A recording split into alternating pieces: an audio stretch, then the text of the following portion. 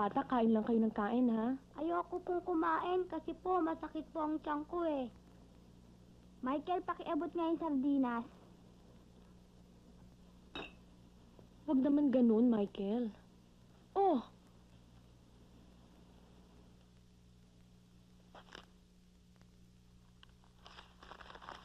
Hindi ganyan pag-touch sa mga bata.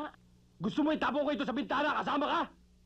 Si Marie Chris po, ayaw pong kumain, nilalagnat po.